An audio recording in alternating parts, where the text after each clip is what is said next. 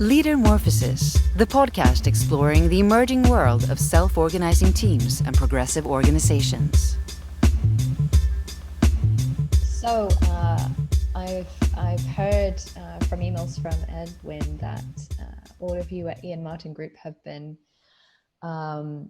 responding in lots of interesting ways to coronavirus as a company, and that your kind of teal self-managed ways of organizing and being together have really kind of come into the foreground in terms of how you've been responding to this time. So what are some stories that you could share with us in terms of how it's been for you all?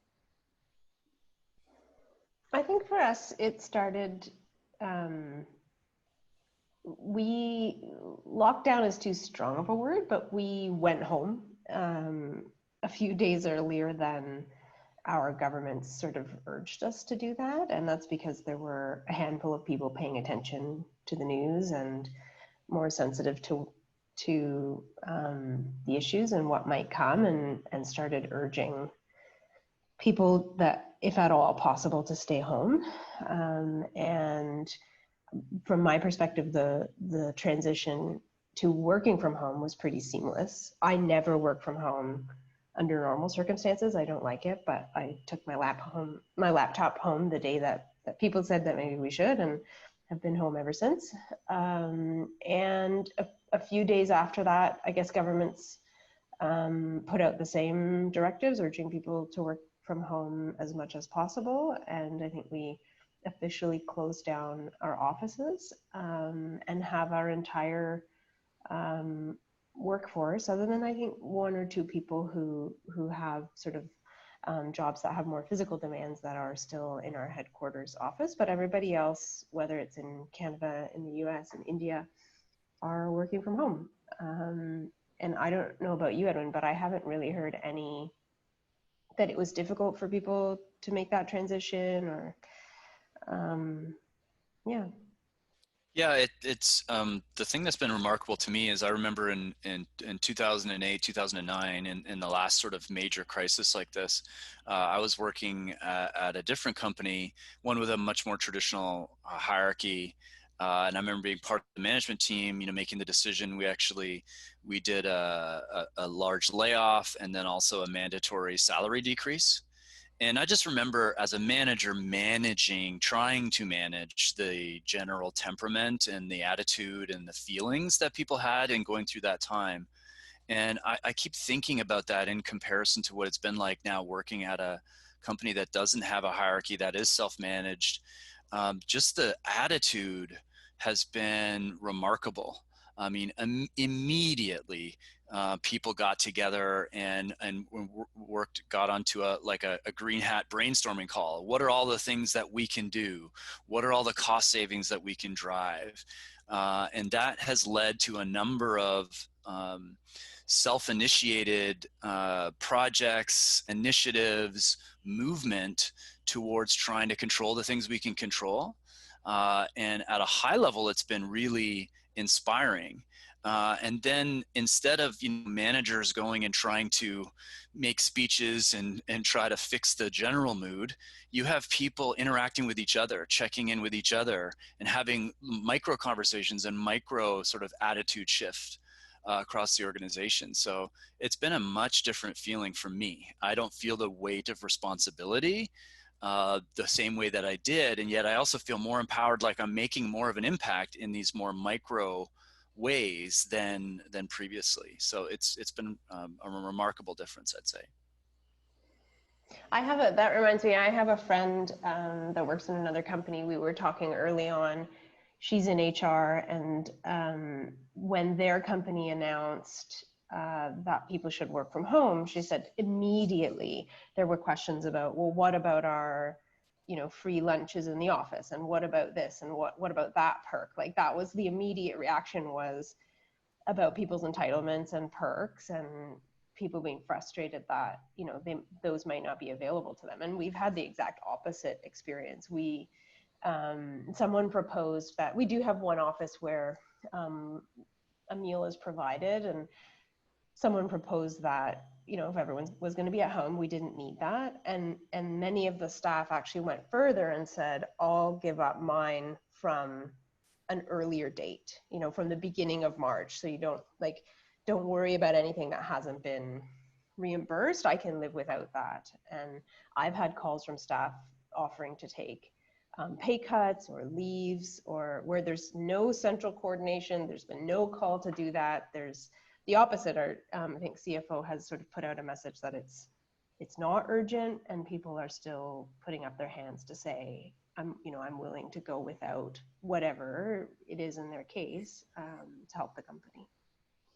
Yeah, it's amazing. What comes to mind is, as you both are describing this, is kind of like a difference in mindset, that between kind of an employed mindset and more of like almost like a co-owner, like, this is our company together, and immediately thinking like, oh, okay, what can we do?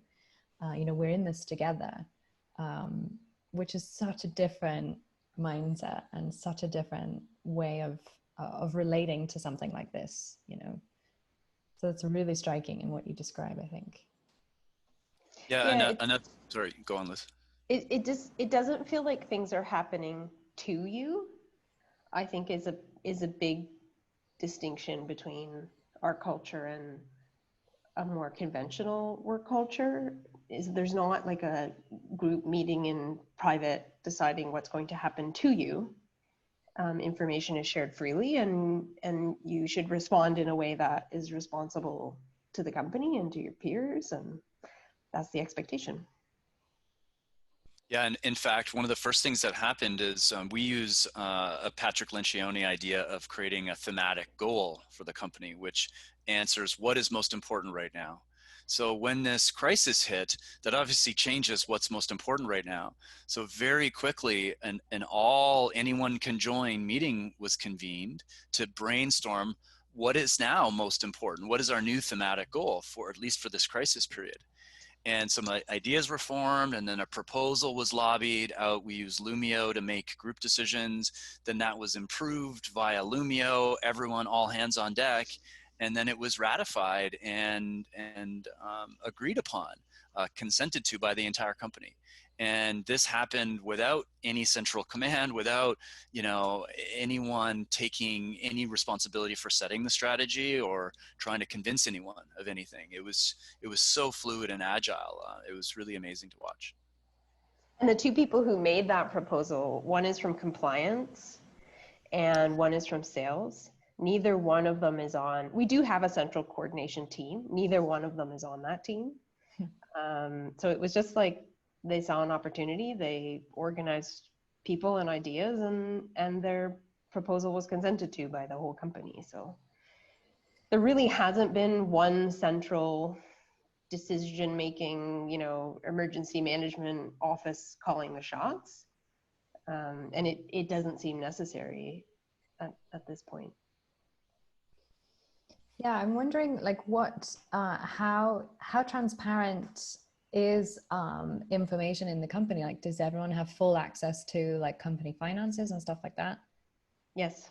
Yeah, I thought so. So that, I think that also makes a difference in terms of this mindset, that I've noticed that in self-managed companies, that people immediately say like, well, hey, I've been thinking about, we spend this much on this per year and this, and maybe we could cut back on this. And that, I think that also helps, that once you know what the figures are, like what we have to play with, it's like, that Jens Carlson quote, that people without information can't take responsibility, but people with information can't help but take responsibility. I think that's true here. And we don't just, make things accessible, but our CFO in particular, she does monthly updates on that month's results. She does COVID special updates on how our business has been impacted, how it might be impacted in the coming months, what programs, government programs we're eligible for in different jurisdictions where we operate. So, and I think people really love to hear from her. They love to read those updates and use the information to inform their decisions. I have one colleague who's, He thinks he will take a 20 or 25% pay cut. It's completely his own initiative. He asked me for advice last week, and I said, sure, whatever you decide, I'll support, but why don't you wait? You know, Karen's about to do another update. Why don't you at least wait, get the information from her, Karen's our CFO, and then, you know, make a more informed decision. So I think you're right. Right, because that's your, is it called your compensation advice process? Is that what it is, if I remember correctly, where you can trigger like is it once a quarter, I think? Yeah, it's different in different teams, but that's right. And in normal circumstances, typically that practice would be used to increase one's compensation, but that's not the case at the moment. So yeah, it's not exactly that practice, but the principle is the same of gathering advice and making a decision about your own compensation. Yeah, I remember when we were, thinking about moving towards self-management many years ago, the promise was better, faster decision-making. That's very much a theoretical benefit that we've now seen so clearly in this crisis. We just consented to the biggest, most strategic, big bet decision the company has ever made last week on Friday. And it was done, like you said, with all of the information, all of the numbers, all of the details of the strategy, all of the pros and cons, and more than half of the company participated actively in making the decision. And we chose to make a decision that I remember when we were thinking about moving towards self-management, someone actually said, well, how could we ever make a decision like moving off? We have like an applicant tracking system, a CRM system that we use to power all of our recruiting. How could we possibly ever make a decision like that, engaging the whole company? Well, interesting, a few years later, that's actually the decision that we made last week, and we did it in a week. It was open and closed in Loomio within a week. And so just amazing to see how much more quickly we can move, but then also clearly the decision's better when more than half the company is involved in helping to evaluate the pros and cons. Yeah, that's amazing. Did you find, like, on that note, in your experience, is there, for companies who are also interested in having that benefit, is there kind of an upfront investment you have to make to kind of adjust and get people used to making decisions in a different kind of way that might at first take, this is a super leading question, that might at first take longer, but once you get practiced in that, my sense is that then you start to get really good at it, and they tend to be much better decisions. Did you recognize a pattern like that in Ian Martin Group as well, or was it fairly quick from the beginning? There was and is work to adapt to collective decision making or advice process. My perception is that it has less to do with time, and that decisions might take longer, although that may be the case.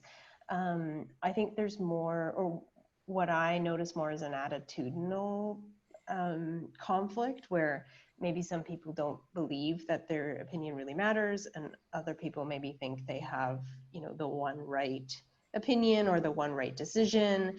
So undoing some of those patterns that people have become used to in more conventionally organized work, for me, has been the big obstacle to overcome.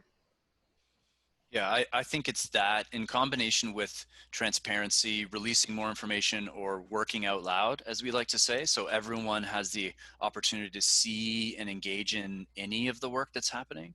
But also, there's a bunch of habits that you have to undo.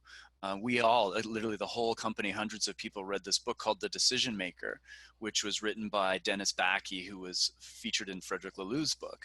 And that's a business parable, like a story about managers realizing that it's much better for people on the front lines to make the decision or take the shot, as he would say, than it is for all of the managers to always be making all the decisions.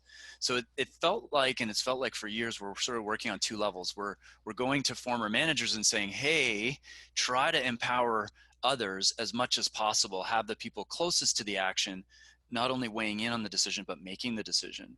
But then also, as Luz is indicating, people who aren't used to making bigger decisions, basically supporting, encouraging, and not, and leaving it to them to make that decision, and then supporting them when they do make decisions, both in taking responsibility and accountability, but also in basically moving forward and trying to make it a good decision. I'm hearing a lot from people that they're finding it really tough now in kind of working from home and now kind of working remotely as teams. People are really struggling with like back-to-back Zoom calls, being collaborative online, reading, nonverbal cues online, having tough conversations online. How have you guys been navigating, keeping your culture alive in the kind of remote space? I think we had a good set of software tools already that support working out loud, like Edwin said. So we use Microsoft Teams for that, and it's common that people have debates and discussions and updates and everything in very public for us. So, anyone that is interested in that topic can follow along. We have we use a weekly update software called 15.5. We're very used to video as a means of work because we have offices in many different locations. So I think we were well supported by our tech. And then I think we do have strong values around wholeness or humanity at work, which is also something I'm hearing a contrast with friends in more conventional businesses, that maybe it's not okay to, have your kids screaming in the background or your dog running through a call or whatever the case may be. Not wearing pants when you're on a podcast. I've found people just really like tolerant and really human and reaching out to each other and organizing fun social stuff online or doing their usual meetings online. Like, I don't know, I've just found people very adaptable to changing their habits. And it's come up from the grassroots. I mean, I remember at this previous company in 2009, I felt like I needed to play a role in trying to create initiatives to lighten the mood, to make it okay. Here, it's happened all over the place. I remember very quickly there was like a Bollywood dance contest meme thing that went around the team. Someone initiated a weekly yoga session that they're teaching. We're doing a step contest and encouraging walk and talk meetings. There's the Ian Martin Times. So someone said, let's create a thread in our Microsoft Teams, which is just all good stories that are happening during this crisis, and people are piling on.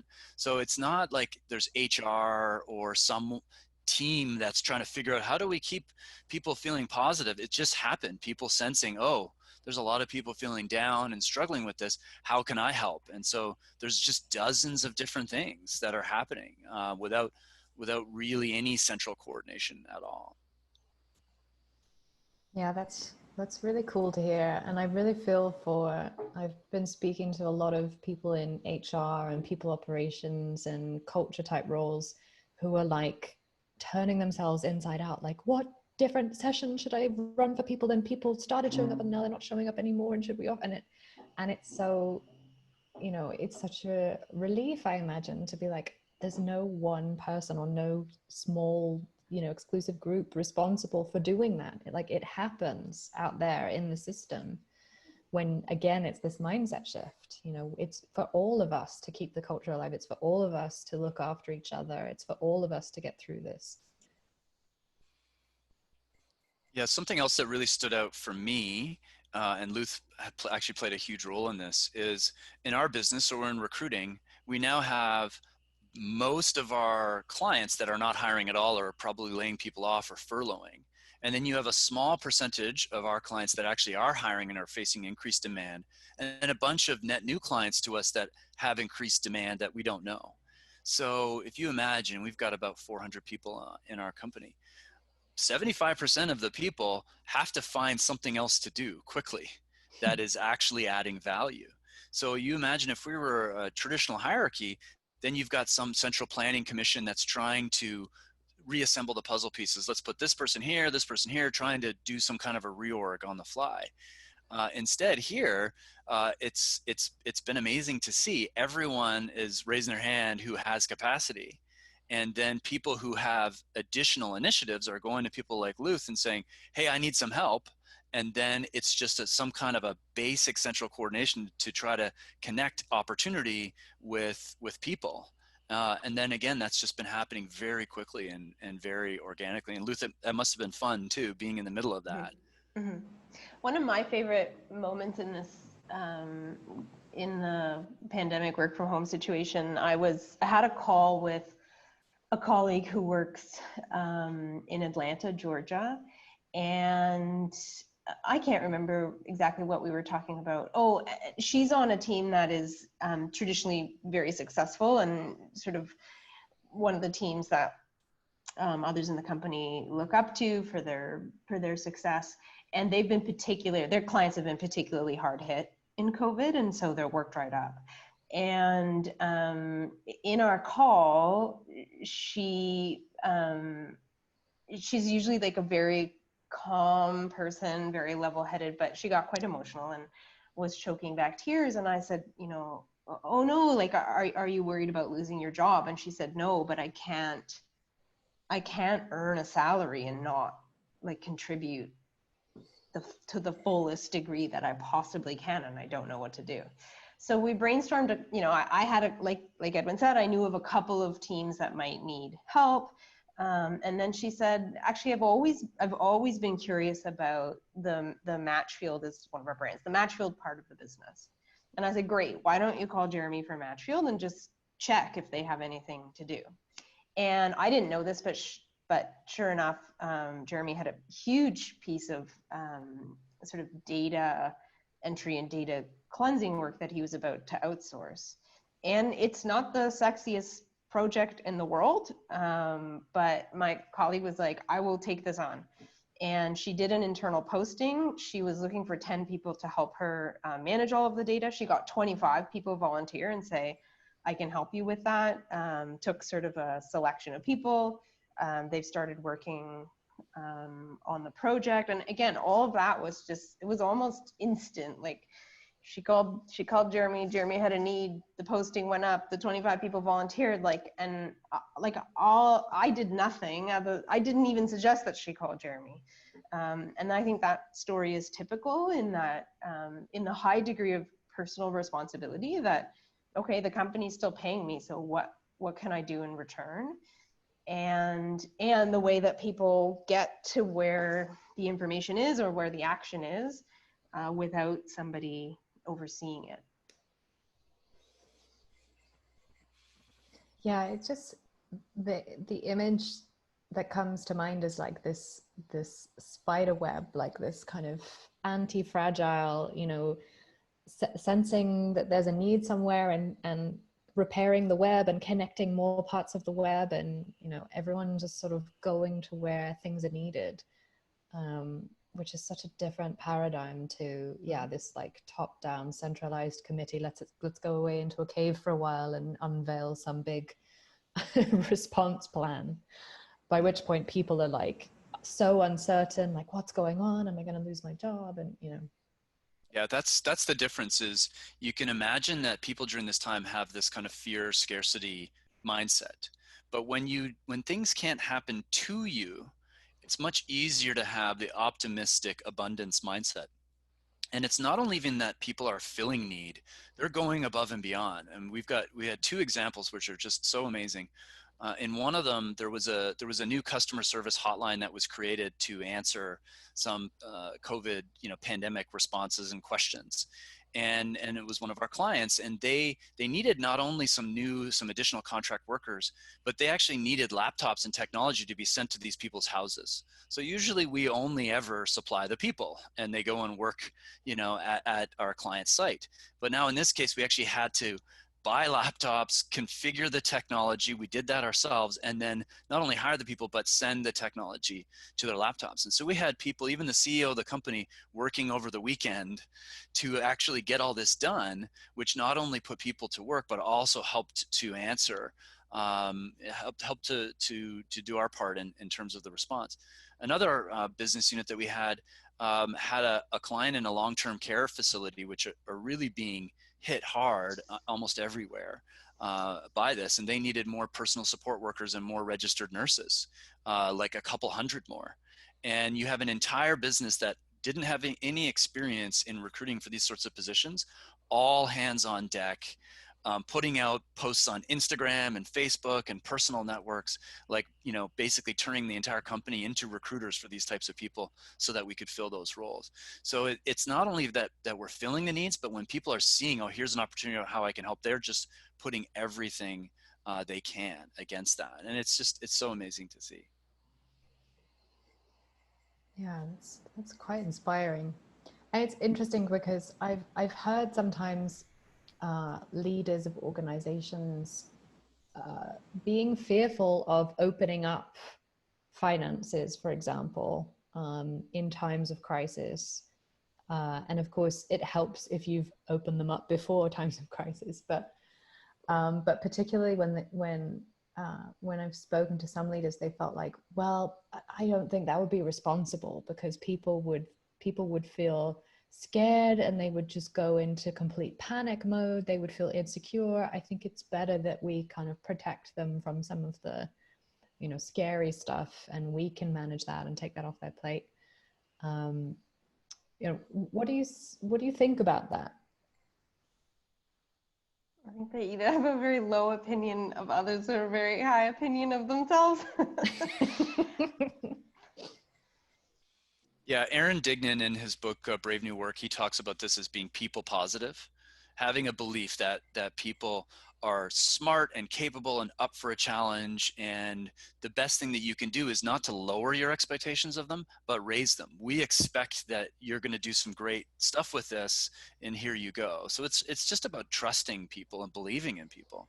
When you have that as your mindset, why would you ever want to hold back from them? It just doesn't make sense. I mean, that being said, sorry, go on, Luz.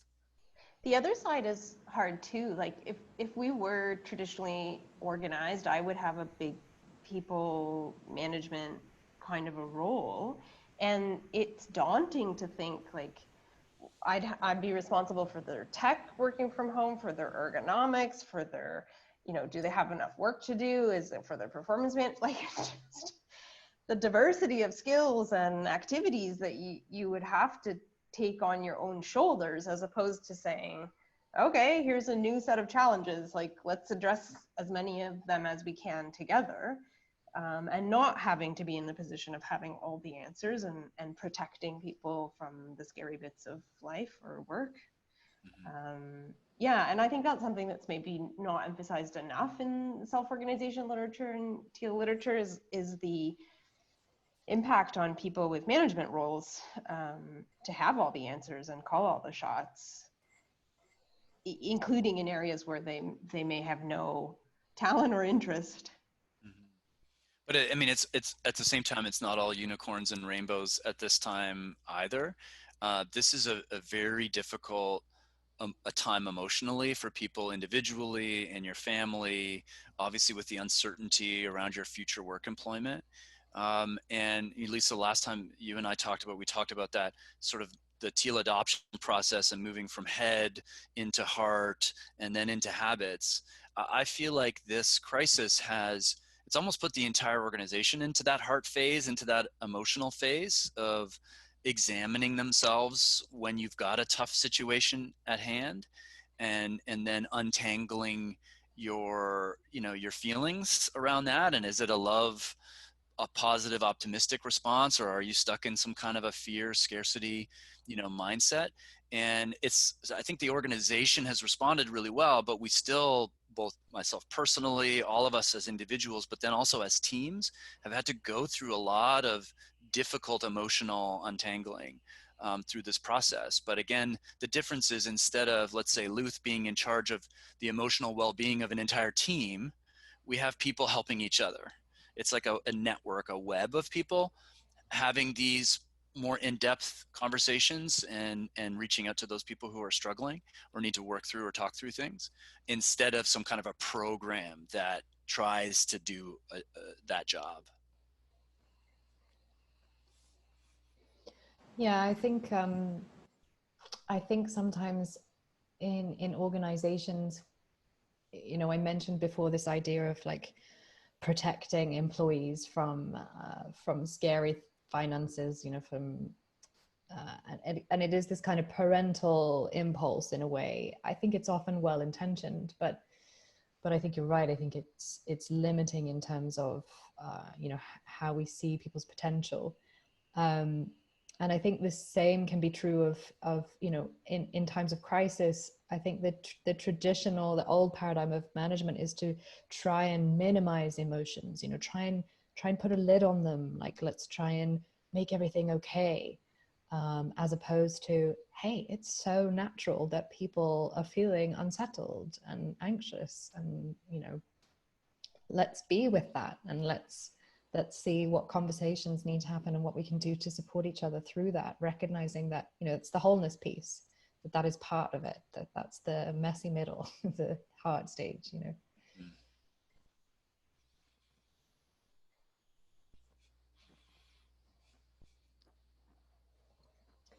What have you noticed in kind of reading about, or perhaps talking to people in your networks about, other examples of how organizations are handling the pandemic, in terms of how they are responding, in terms of, you know, people, culture stuff? Like, what stories have kind of made your skin crawl, and what stories have you drawn inspiration from?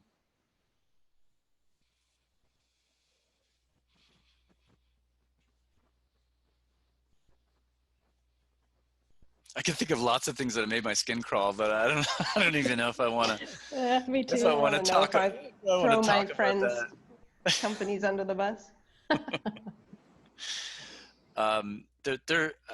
Initially there was a movement with some large companies, especially in the tech space. Microsoft, I think, was a first mover. Airbnb.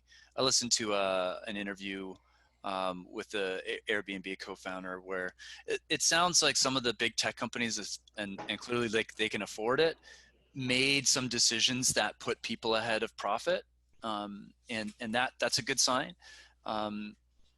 It's also, there's been many governments that have done that, and I think society at large has generally done that. I mean, a lot of the people, you know, that are most vulnerable are being protected right now by social distancing and the, you know, the lockdowns, and so that's all been really good to see.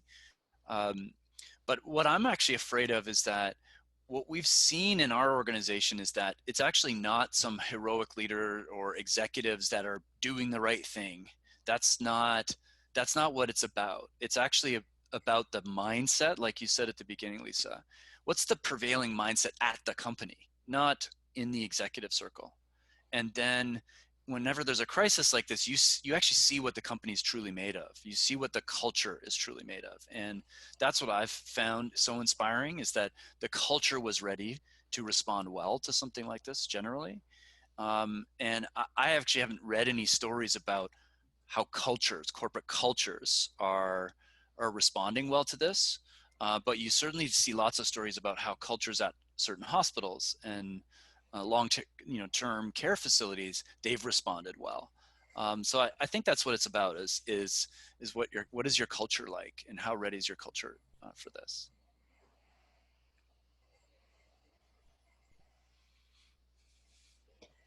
I had a good question there and I've just forgotten it. Oh yeah, I was wondering, do you think that because often like times of crisis are opportunities for innovation. Do you think we'll see a new kind of wave of self-managed teal organizations as a result of this pandemic, you know, in times of kind of, yeah, times of scarcity and times where agility is needed? Do you think we'll see some more examples popping up?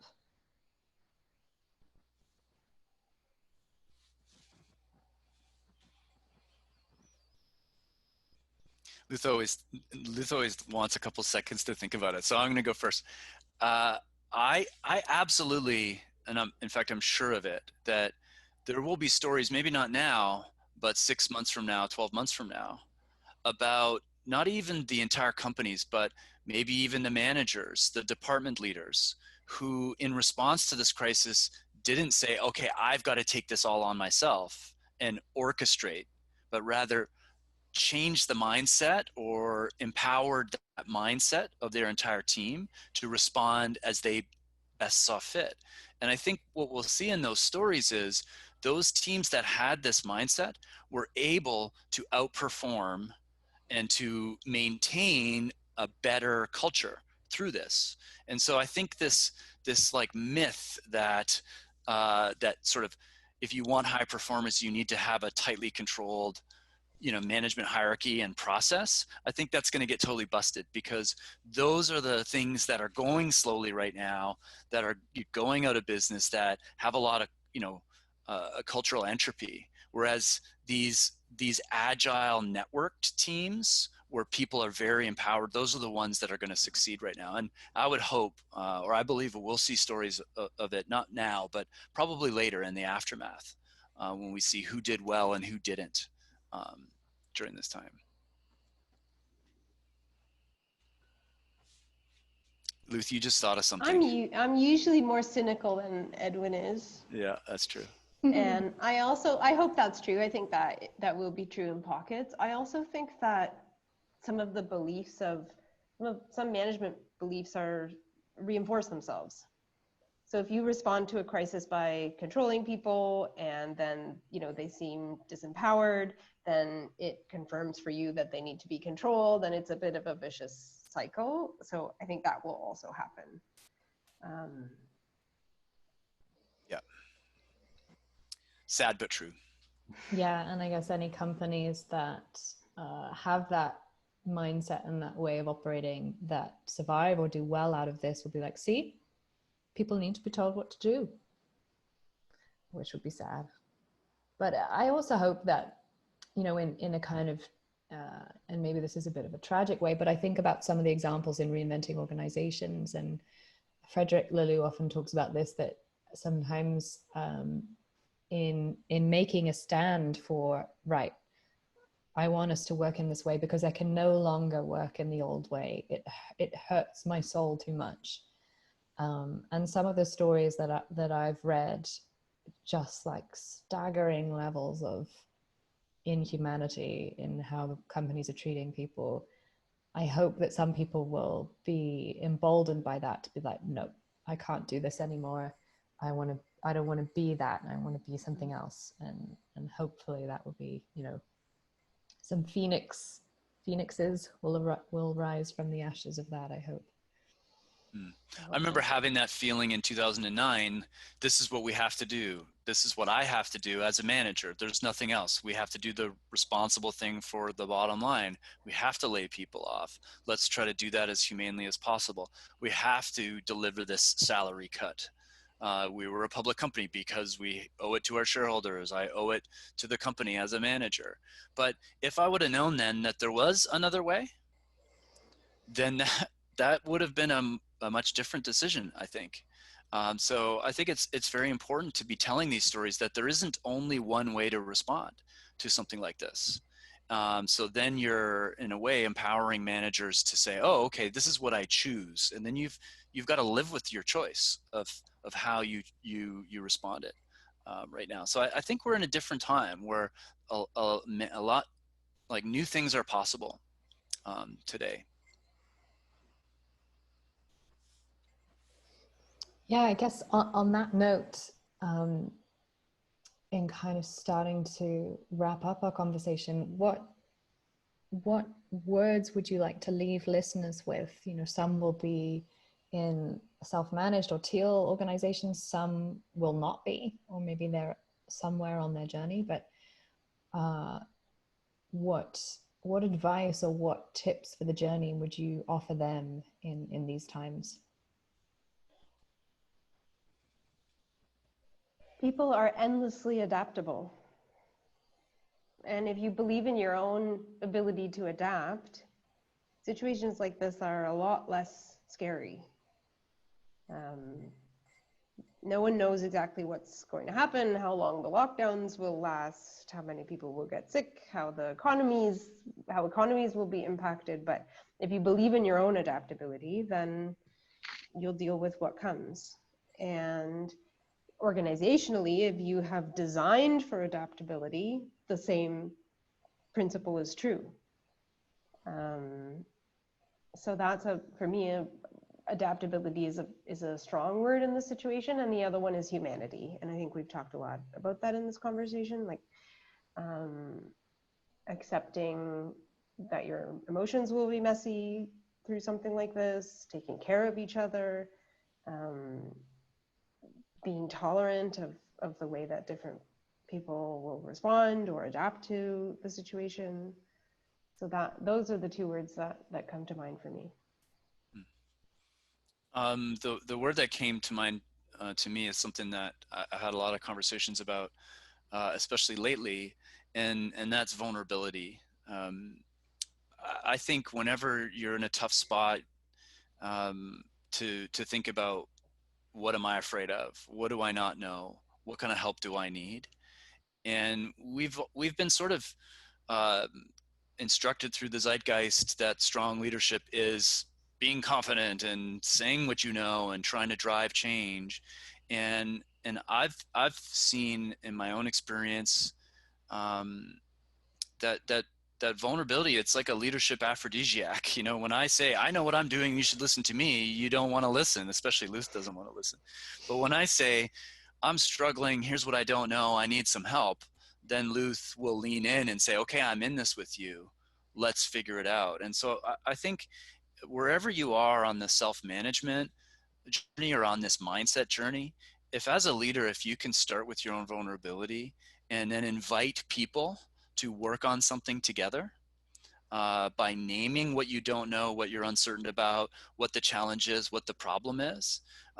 You mentioned reinventing organizations. So it was a great story. I think it was Favi, where they faced, right, this huge, I think they lost, 80% of their revenue or something. And the CEO just, got the soapbox and went out to the machine shop floor and said, here's the deal. What are we going to do? And very quickly, the whole company figured out what to do. And they were set forward. So I just think it's amazing when you can just put your problems and issues and vulnerability out there and ask for help. I think this is the time to do that. I'm curious, from both of you as leaders, and I know you, Edwin, have had a career as a traditional manager, so to speak, and I get the sense that you, Luz, also have. Mm-hmm. And I'm wondering if have you always, those two pieces of advice you both gave, are those new discoveries, or are those things that you had always known? Mine is very new for me, definitely, and actually was Luz that has played a big role in helping me to see the power of vulnerability and for me personally, for most of my career, I didn't realize that I was in many or most situations driven by fear of what wasn't going to happen or what was going to happen if I didn't assert some strong leadership. And Luz and other people have helped me to see that instead of being afraid of something and then therefore trying to railroad to make sure that bad thing doesn't happen, by just saying, here's what I'm afraid of, then people either respond and say, oh, I'm not afraid of that, here's why, let me help you out of that, or I'm also afraid of that too, let's work on it together. So that and the power of vulnerability have been relatively new learnings for me. And unfortunately, the only way I've seen people learn those lessons is by doing it the hard way, making a whole bunch of mistakes, leading in such a way that isn't effective. Then you get some bad feedback, or there's some, situation where that blows up in your face, and you have to learn that hard lesson. And I think right now this crisis obviously is an opportunity for lots of those lessons. And it's just an opportunity to try doing things differently. If what you were doing wasn't working for you before. And you, Luz, you said it was also a new discovery for you. I think so. Certainly, I've certainly been thinking a lot about adaptability right now, and probably rooted in my own questions about, okay, well, if I lose my job, or if I'm furloughed, or if the part of the business I work on goes away, what am I going to do? And, I have those conversations in my head a lot. And at the end of those conversations, I don't usually come up with any answers, but just remind myself, like, it's okay. I've, adapted to many of the things. I'll adapt to this one.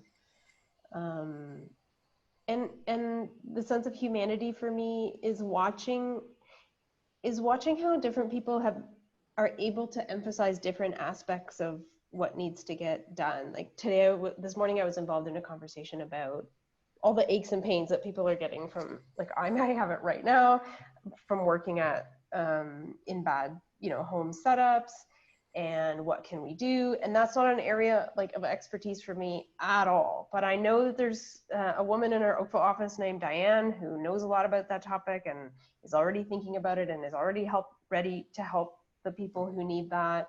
Then there's other people whose focus is people's mental health, and there's other people, like Edwin said, who have started dance contests in our Teams feed, and just how everybody has a different thing to contribute. And each one of those is valuable and addresses a different need or a different opportunity. And I just get a kick out of watching all of that, and remembering that if I was a manager, I would be responsible for all of them, and I would be doing them badly because I don't have aptitude for a lot of those things.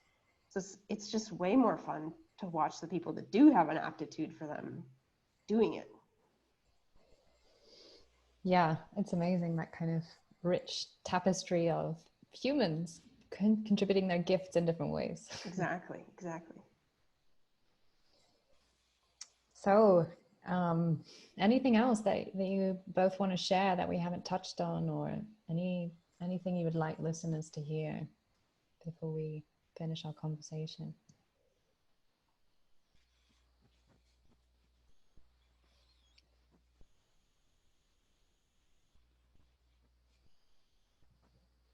Self-organization is a lot of fun. And it works. And I'm the opposite of Edwin. I don't actually like to talk about self-organization with other people. Like, I've had enough of my friends and family, saying, that's crazy. That doesn't, what kind of a cuckoo company do you work at? And I so to me, talking to other people about it is really, really taxing. But my honest experience is that it's a blast, that it's not that difficult, that it is able to deal with a great diversity of problems and opportunities simultaneously, that most people can thrive really well working this way. And I would encourage anyone who's thinking about doing it to do it. It's really hard to make the transition, but it's worth it. I just looked up. There's a quote that someone brought to my attention the other day, which I think is it's good. It's from Rahm Emanuel, who was the former mayor of Chicago, and he was an Obama advisor. And he said, "You never let a serious crisis go to waste." And what I mean by that, it's an opportunity to do things you think you could not do before. And I think for anyone listening who wants to move forward the self-management aspects of their company, wants more empowerment, I think that quote is very instructive. You've got an opportunity now to change some things you probably couldn't change before, to try some things you couldn't try before. And it starts with being vulnerable and empowering, believing in the adaptability and the competence and the actions of others. So, and then in a few months' time, you could say, look what I tried when no one was looking, and let's see how this worked. And now can we build off of that? So yeah, I think it's a really, really great time right now to try different things. And I'm really inspired to hear the people that you have on your podcast in a few months from now that went and tried some crazy things and had and got good results, and were able to shift their mindset, move the mindset of their culture forward during this time. Yeah, me too.